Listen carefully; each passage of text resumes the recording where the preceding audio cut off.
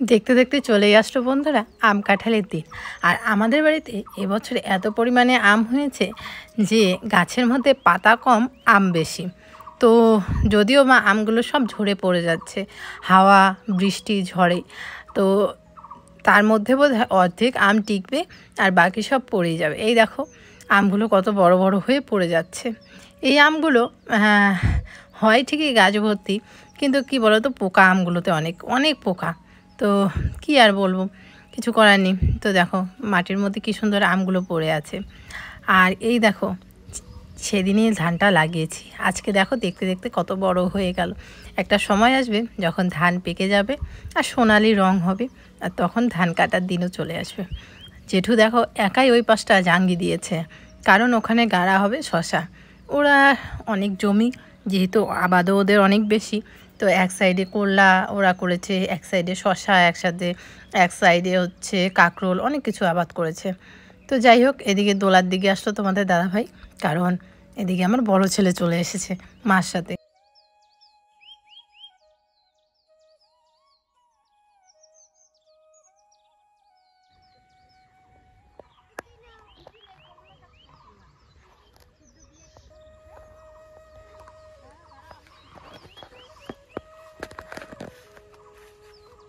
পাপা তুমি কোথায় আসছো?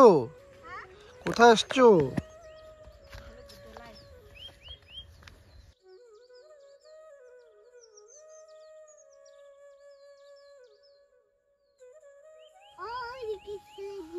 কেন ফেলে দিছো তুমি? পকেটে ওই যে পকেটত মনে হয়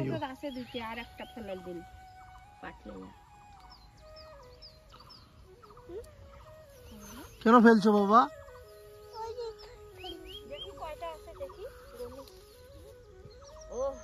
ও আরেকটা লাগে,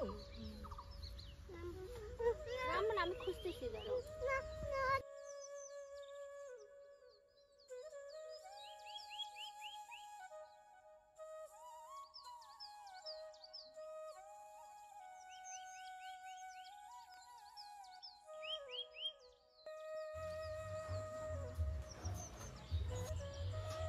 গুড মর্নিং বন্ধুরা, এখন বাজতে চলছে সকাল, আমি জানি না ঘড়িতে কয়টা ঠিক বাজে, মনে হয় 11টা হয়ে গেছে, কারণ অনেকক্ষণ আগে দেখেছিলাম তখন দেখেছিলাম 10টা বাজে, তো মনে হয় এখন এতক্ষণে 11টা হয়ে গেছে। তো যাই হোক, এদিকে ডাল হয়ে গেছে আমার, এই মাত্র ভাত বসালাম, অর্ধেক ডাল বসিয়ে ভাত যখনই বসাবো তখনই ছোট ছেলে উঠছে। ওই বাড়িতে গেলাম ঘুম পাড়িয়ে, বাড়িতে এসে শুধু ভাতটা বসালাম, আবার উঠে গেছে। তো আবার গেলাম ওদের বাড়িতে ছুটে গিয়ে দেখি যে জেঠিমা একটুখানি নিল, বলে কি যাও আমি একটুখানি ঘুরায় নিয়ে আসি। তো ওই হয়তো বা পিসিদের বাড়িতে নিয়ে যাবে, তো ওই বাড়িতে গেল। বেশিক্ষণ না, কারণ জেঠিমাও এই মাত্র ভাত খেলো, তো যাবে হচ্ছে ক্ষেতের কাজে, তো হয়তো বা একটুখানি নিবে। ততক্ষণের মধ্যে চলো আমি তরকারিটা কাটি। কাপড়ও ভেজানো আছে অনেকগুলো। তোমার দাদাভাই বলতেছে আমি অতগুলো কাপড় দিতে পারবো না, মানে শরীরটা বলে খারাপ লাগতেছে ওর। তার মধ্যে ওর কিছু খাতাও দেখতেছে, ইসের কি জানি বলে, স্কুলের খাতা দেখতেছে। তো যার কারণে ওর কাছে ও আর কি বলতেছে যে তুমি ধুয়ে দাও ফটাফট। তো সেরকম চাপ নেই, কারণ সারাদিনই এখন রোদ্রু থাকে, তো তার মধ্যে আজকে আবার তোষক ঠোসক রোদ্রে দিছি। মানে আমি যেদিন করে তোষক ঠোসক রোদ্রে দেই সেদিন করে আমার ছোট ছেলে ঘুমায় না, সেদিন করে ওরও তাল লেগে যায়। আর যেদিন করে নর্মাল থাকি, যে আমার কোনোদিন এরকমও হয় যে আমার রান্না বান্না সমস্ত কিছু কমপ্লিট, সেদিনকে সেই ঘুমাইতে থাকে, সেদিনকে কোনো ব্যাপারই না, ওর ঘুমাই দিয়ে থাকে। তো চলো যতক্ষণ জেঠিমা নিল আমি ফটাফট করে তরকারিগুলো কাটি। আর আজকে হচ্ছে এই যে কলার গাছটা, যেটা কলার গাছ বলে, এই যে কলার গাছ, এটা দিয়ে মিষ্টি কুমড়া রান্না করব। আর হচ্ছে আলু করলা ভাজা, আর ডাল তো হয়েই গেছে। তো এই হচ্ছে আজকে রান্না। চলো বন্ধুরা ব্লগটা দেখতে থাকো, যতটুকু পারি আমি চেষ্টা করব শেয়ার করার। এখন কি হয়ে যায় বলো তো, এখন এত তাড়াহুড়ার মধ্যে আমার কাজ করতে হয় না, যে আমি অনেক সময় ভিডিও অন করার কথাই ভুলে যাই। আবার কোনো সময় মনে থাকে, তখন ভাবে কি মোবাইল সেট করব, তার আগেই বোধহয় আমার কাজটাই হয়ে যাবে। আর জানি না কেন এত বাড়িতে মাছি হয়েছে এখন, শুধু আমার বাড়িতে না, এখন প্রত্যেকের বাড়িতেই মাছির জন্য এখন বিরক্তকর লাগে, ভালো লাগে না, এত মাছি হয় নাকি। এই বারান্দাটা আমি 2বার, রাত্রিবেলা একবার খাওয়া দাওয়ার পরে ঘুমানোর সময় আমি মুছি, আবার হচ্ছে দুপুরবেলায় মুছি, বাচ্চাগুলো ঘুমায় যখন তখন মুছি, তবুও এত মাছি, মানে অসহ্যকর লাগে মাছি।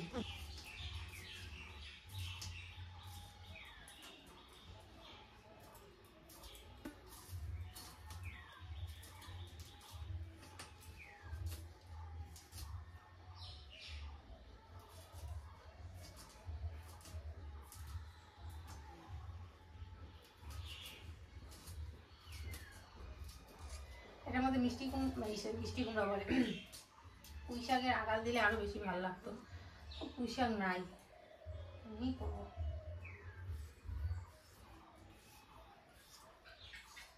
একবার ভাবলাম সকালবেলা স্নান করে করি, পরে ভাবলাম যে না, তোষক টোষক দিয়ে তো রোদে দিচ্ছি, স্নান করলে আবার গরম লাগবে, আবার নালে পরে স্নান করে। এখন বাচ্চা হয়েছে, দুইবার স্নান করলে যদি সর্দি এসে পরে আবারই আমাকেই গালি দিবে, তোমার জন্য সর্দি লাগছে বাচ্চা।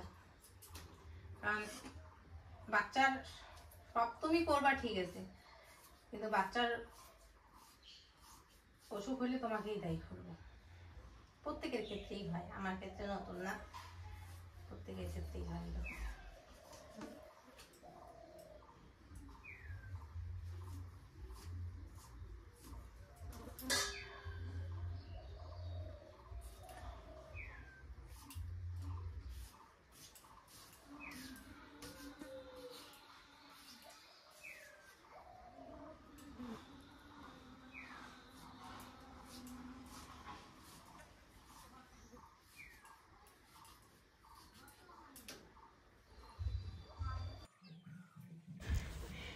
এইভাবে কলার গাঁতরা দিয়ে কারা কারা কুমড়োর তরকারি খেয়েছো অবশ্যই কমেন্ট করে জানিও। তো আমি কিন্তু বিয়ের আগে সত্যি কথা বলতে খাইনি, মানে খাইনি বলতে রান্না হতো না তা না, রান্না হতো, আমার ঠিক পোষাতো না, সেই জন্য আমি খেতাম না। তো শ্বশুরবাড়িতে এসে সবাই খায়, আর আমার জন্য এক্সট্রা করে আরও রান্না করব আমি নিজে, তো সেই জন্য আমিও খাই এখন। আর খাওয়ার পরে দেখি যে ঠিক আছে, এতটাও আর খারাপ লাগে না। আগে খেতাম না তাই আর কি, তো যাই হোক এখন খাই, এখন ভালো লাগে, খারাপ লাগে না। তো এদিকে আমি তাড়াহুড়ো করে রান্না করছি। আর আজকে যেহেতু তোষক সমস্ত কিছু বাড়ির বাইরে দিয়েছি না, আজকে আমার ছোট ছেলের ঘুম খুব কম, মানে ঘুমাচ্ছেই না বলতে গেলে। তো আজকে মানে সেই সকাল থেকে ভাবছি রান্নাটা তাড়াতাড়ি শেষ করে তারপরে ঘরগুলো ঝাড়বো, কিন্তু ওই যে বললাম ঘুমাচ্ছেই না, প্রচণ্ড রাগ উঠে যাচ্ছে, কিন্তু কি করব, রাগটাকে কন্ট্রোল করছি।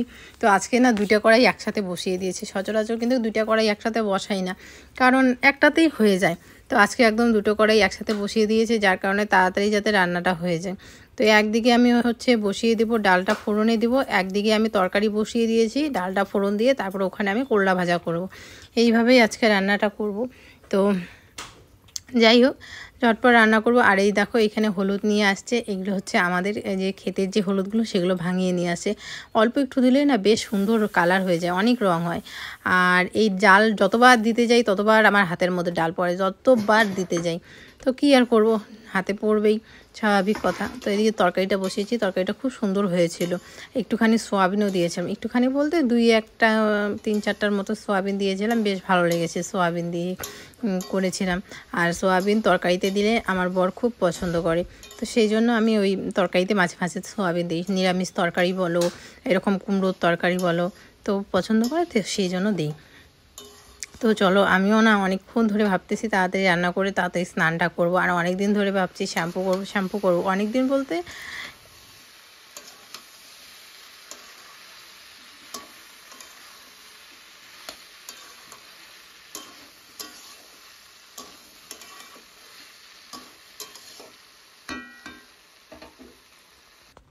এদিকে তাড়াহুড়ো করে রান্না করে তাড়াতাড়ি চলে আসলাম, জামা কাপড় নিয়ে একবারে ঘর দোর ওগুলো ঝাড় দিয়ে পরিষ্কার করে এদিকে চলে আসলাম কাপড় ধুতে। তো দেখো কতগুলো কাপড় আছে, এই সবগুলো কাপড় ধুতে হবে। কাপড়গুলো ধুয়ে তারপরে স্নান করব, বাসনগুলো মাজবো, তারপরে স্নান করব, স্নান করে তারপরে ছেলেদের স্নান করাবো, 2 ছেলেকে স্নান করাবো, তারপরে বড়টাকে খাওয়াবো, ছোটোটাকে ঘুম পাড়াবো, মানে বহুত কাজ। এই জন্য মাঝে মাঝে অনেক সময় হয় কি আমি ব্লগ দিতে হয়তো পারি না, তো আসলে কাজের চাপটা এতটাই না, সেই জন্য আমি ব্লগ দিতেই পারি না। ব্যাকগ্রাউন্ডে হয়তো বা তোমরা কেন শব্দ শুনছো, আমার শ্বশুরমশাই মাছি মারছে, সেই জন্য এটা যেহেতু ভয়েস দিচ্ছি সেই জন্য। তো যাই হোক, তোমরা একটুখানি অ্যাডজাস্ট করে নিও। তো চলো তাড়াতাড়ি করে কাপড়গুলো ধুয়ে নিই। আর হ্যাঁ, এটা কিন্তু আমি ডেটল জল দিয়ে চুবিয়ে রেখেছিলাম, প্রথমে একবার সার্ফ দিয়ে ভালো করে ধুয়ে তারপরে ডেটল দিয়ে চুবিয়ে রেখেছিলাম। কারণ কি বলো তো, বাচ্চাদের জামা কাপড়ে যদি ডেটল না দেওয়া হয় তাহলে খুব খারাপ লাগে। আর বাচ্চাদের সাথে সাথে আমাদের জামা কাপড়গুলো ডেটল দিয়ে দিই, কারণ বাচ্চাদের সবসময় আমরাই নেই, তো ডেটল দিলে ভালো আর কি। তো সেই জন্য ডেটল দিয়ে চুবিয়ে রেখেছিলাম, এখন শুধু একটুখানি ভালো জল দিয়ে ধুয়ে তারপরে তাড়াতাড়ি করে মেলে দেবো। তো চলো তাড়াতাড়ি করে মেলে দিই। আর এই যে উঠানের মধ্যে দেখতে পাচ্ছ একটা কাপড় পাতা, এখানে বসে আমার ছেলে অনেকক্ষণ খেললো, মানে বড়টার কথা বললাম, অনেকক্ষণ খেললো, খেলাধুলা করে এখন ওই বাইরে চলে গেছে খেলতে। মানে ও একটা জায়গায় স্থির থাকে না, এই পাশ ওই পাশ ঘোরাঘুরি এরকম করে করে ও মানে খেলা করে। তো যাই হোক, এটা এখন ওর বয়স। তো দেখো এদিকে কিন্তু আমার হচ্ছে স্নান করাও কমপ্লিট। তো স্নান করে তারপরে কাপড়গুলো মেলে দিচ্ছি, কারণ না হলে আর পরে সময় পাবো না। আর একদিন যদি মনে হয় ভাবি যে আজকে মানে সবাইকে স্নান ধান করে তারপরে করাবো, সেদিন আমার 3টা বেজে যায়। দেখো আমি দিনকে দিন কাঠি হয়ে যেতেছি, আর তুমি দিনকে দিন হচ্ছ, তা ওর বলে শরীরে জোর নাই। আসলে ও কদিন ধরে বলছে, ওর কদিন ধরে ভিতরে ভিতরে জ্বর যাচ্ছে। তো বলে যে আমার শরীরটা কেন জানি না দুর্বল লাগে দুর্বল লাগে। আসলে ক্ষেতের মধ্যে জল দেয় না রাত্রিবেলা করে, 11টা 11:30 জলের মধ্যে থাকতে লাগে। আর বুঝতেই পারো মোটরের যে জলগুলো থাকে সেই জলগুলো অনেকটা ঠান্ডা।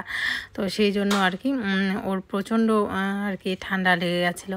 তো ভিতরে ভিতরে জ্বর যায়, তো আমাকে বলে দুর্বল দুর্বল লাগে। তো এটাই আমি ওকে বলতেছি যে দুর্বল লাগে তাহলে ওষুধ খাও, ডাক্তারের কাছে যাও, নাহলে চলো এবার মেসের পেমেন্ট পেয়ে আমি তোমাকে ডাক্তারের কাছে নিয়ে যাই। তো এটাই আর কি বলছিলাম। আমাদের বাড়ির পুরুষ মানুষ যারা, ওরা যদি আর কি শরীর খারাপ বলে তখন না কীরকম জানি একটা লাগে। আর ও সবসময় আর কি কয়েকদিন ধরেই বলতেছে যে শরীরটা ভালো না, খুব খারাপ লাগতেছে। তো মাও বলতেছে যে ডাক্তারের কাছে যা, ডাক্তার দেখা। তো ওর আসলে ঘুম খুব কম হয়, আর তার মধ্যে জলের কাজ করে আর কি খুব। তো যার কারণে ওর এরকমটা, আর দেখেও বোঝা যাচ্ছে, দেখো ওর শরীরটা মানে দুর্বল যে ভিতর থেকে। তো আমি বললাম যে তাড়াতাড়ি তুমি খেয়ে নাও, সকালবেলা ভাত খাও না, একবার খেয়ে নাও, খাওয়া দাওয়া করে তারপরে হচ্ছে একটুখানি জ্বরের ওষুধ খালে খাও। আর এখানে আমরা অরিজিনাল ভয়েসই দিয়েছি, কিন্তু পাশের বাড়িতে একটুখানি গান চলছিল, তো গানের সাউন্ডটা দেখি পরে চলে আসছে। তো যার কারণে এটা আর কি মিউট করে দিতে লাগলো, নাহলে কপিরাইট চলে আসবে। তো এই যে মিষ্টি কুমড়ার তরকারি রান্না করেছি, করলা ভাজা করেছি, আর হচ্ছে মুসুর ডাল, আর তোমার দাদাভাইকে পেঁয়াজ আর লঙ্কা দিয়ে ভাত দিয়ে দিলাম। আমি বললাম তাড়াতাড়ি খেয়ে নাও, যেহেতু একটুখানি শরীরটা জ্বর না, একটুখানি ভাত খেলে ওর আরাম লাগবে, ভালো লাগবে আর কি, গরম ভাত। যে মুখটা হাজমোলা খাইছে, হাজমোলা ওই যে ঝাল লাগছে আমাকে দাও।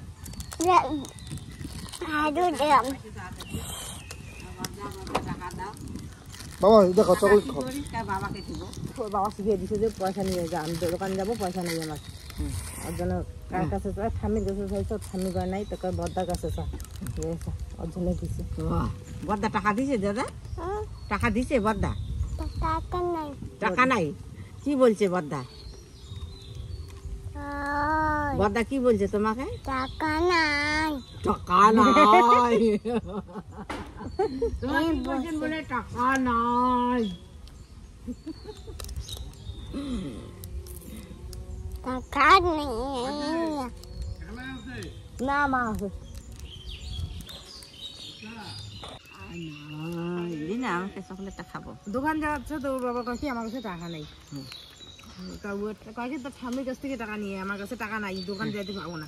তো ঠাম্মিরটা চাইছে, ওর ঠাম্মির কাছে টাকা নাই, বাবা ঠাম্মির নাই, কাকে তো বদ্দার কাছে চা যায়, ওরা বদ্দার কাছে গেছে টাকা যাইতে, বাবাকে দিব। বদ্দা কি কইছে দাদা?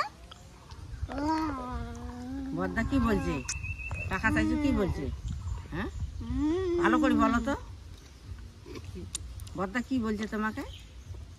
হ্যাঁ টাকা নাই দাদা, টাকা নাই, টাকা নাই। তুই টাকা দিলিস নি? তুই তো আমার টাকা দিব দাদা।